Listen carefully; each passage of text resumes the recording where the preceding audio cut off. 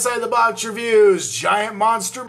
We are taking a look at the Bandai Tamashii Nation's SH Monsterarts Battra figure. But wait, hold on, wait. I've reviewed this thing already.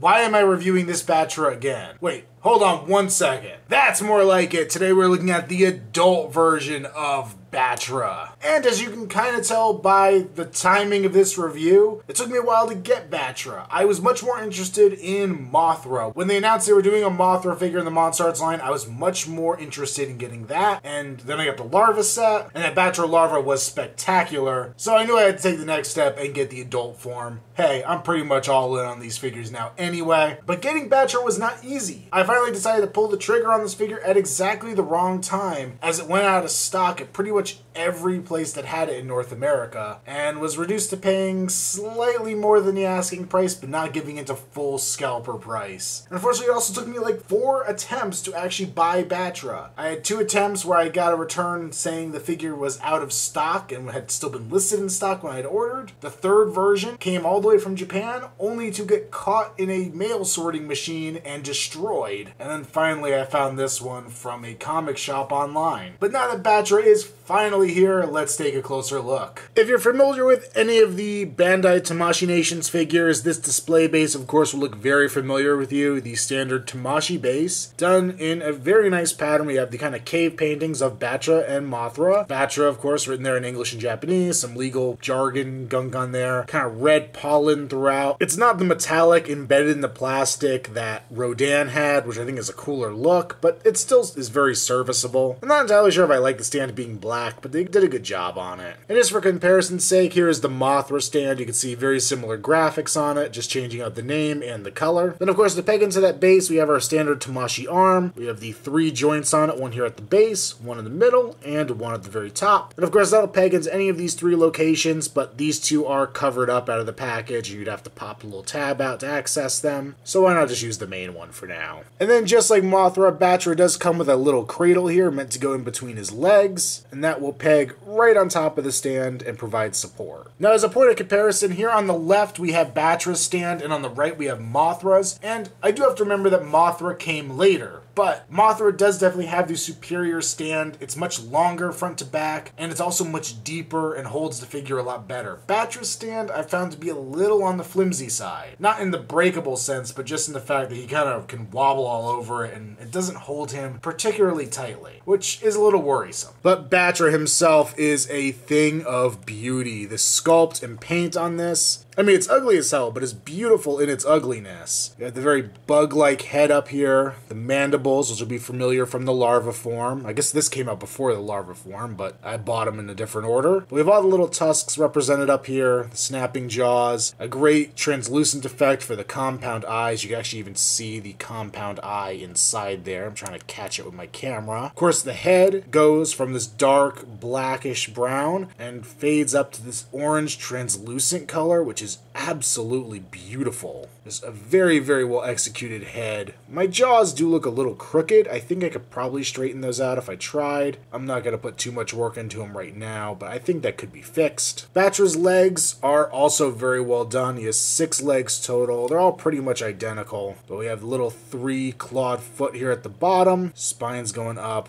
Very insect looking, very, very cool. You can even see the kind of joints down here where it connects into the body. Some great work on the body as well. Coming back here, we have his kind of lower abdomen section. There's actually some extra color on here. It's kind of a yellow going through it. Got our pincers in the back. We'll flip it around. You can see some more of that. I guess it's more of a brown color throughout, giving it a very fuzzy texture going on. Some more red translucent going on here on the side is kind of the spikes, and then a painted on red for the top. Pincers are tipped with a little bit of yellow as well. Very cool looking. That yellow, brown, and red continues down the rest of the body. Just looking very, very nice here. It's got a sculpted brown fuzz around the wings. And then the wings themselves are a thing of beauty. Very, very, very vibrant colors on here. I don't think it's even picking up as well on camera as it does in person, but just very nicely done. A very nice shiny black base to it with good sculpting in it as well. You can see all the little kind of lines and veins running through the wings, giving it structure, and all the wrinkles appropriately in between, and this kind of great lightning bolt pattern in this pinkish red, kind of reminds me of like a day glow red, and then yellow, highlighter yellow, accenting that. It definitely looks like this figure would look awesome under a black light. And of course we have some spikes on the front of the wing there. And he has a pretty impressive wingspan. It's a very, very cool looking figure. For articulation, just like the Mothra, it's a little delicate, so you do have to be gentle with him. He does have a ball joint at the head. You get a pretty good range up and down with it, more down than up really because of the crest on it. The jaws are on ball joints, so they can move in and out, and I think you can kind of rotate them a little bit as well, which is probably why mine look crooked. The legs are pretty fragile with their ball joints. It's something that falls apart very easily, but you can move them all around here at the body. And there's kind of a knee or elbow joint out here, which does a lot more rotating than it does actual swiveling in and out, but that can let you just swivel it around, and you could adjust the claw at the bottom to match the right direction. That's also on a ball joint, and have it spin around and look like he's kind of taking a wider grab at things. So this is articulation I try not to mess with too much just because it does tend to pop apart, but it is all functional on all 6 legs. It's some great articulation back here at the abdomen, multi-segmented, so you can move it all around. You could also kind of rotate a little bit in places. Though my abdomen does like to pop off, which is kind of a bummer. Doesn't really seem like the ball joint is deep enough to really connect well to the body, but if you play with it enough, you can get it posed in a pretty good variety of ways, and this wasn't really an area that moved too much in the movie, if I remember right. And then, of course, we have the wings. Once again, this is an area where you want to be careful because they are pretty fragile, but we have a hinge where they can move up and down. We also have a separate hinge to move the lower section of the wing here. And then I'm not entirely sure. My one wing kind of wants to move forward and back, and it feels like it might be on a ball joint itself, but I'm very wary, especially after the King Ghidorah incident with these figures, of playing with that too much. So I really don't know if that's intentional articulation or a defect in mine, but it's pretty minor to me. For a size comparison, here's Battra along with Mothra and the Godzilla. The closest Godzilla we have to being the appropriate one for this is the 1994 version from Monsterarts, and I'd say they all work in pretty good scale together. Battra and Mothra are pretty similarly sized, and I think they fit in pretty well with Godzilla. And here's adult Battra next to his younger self. And it does really crack me up. I always feel like Mothra's larva was small enough that it could have realistically transformed into what it became. Battra, he definitely shrunk a bit to become a flying form. And honestly, I do prefer the larval stage of Battra, but this flying form is pretty cool. So overall, I do really enjoy this Battra figure. I'm a fan of pretty much everything Monsterarts has ever put out, but some more than others. And Battra definitely gets dinged just a little bit. Specifically, it's this stand that he's on. I mentioned earlier in the review that it wasn't as stable as Mothra's, and well, it's proven itself to be that because it has been a pain to reposition this figure for just a little bit I have in this video, trying to get him to be in a pose that looked good without knocking him off his display stand.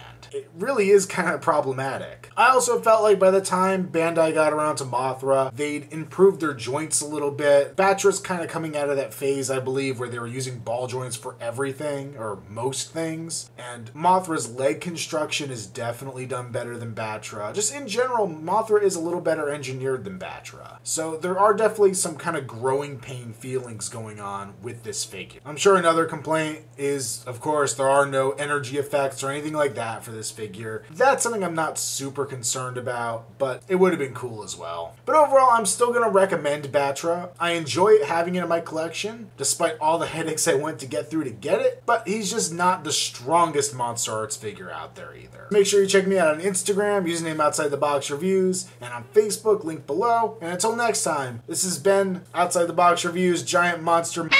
Stay tuned, because there's plenty more kaiju in the future. That the Rodan stand had with the... Excuse me, I'm trying to shoot a review here.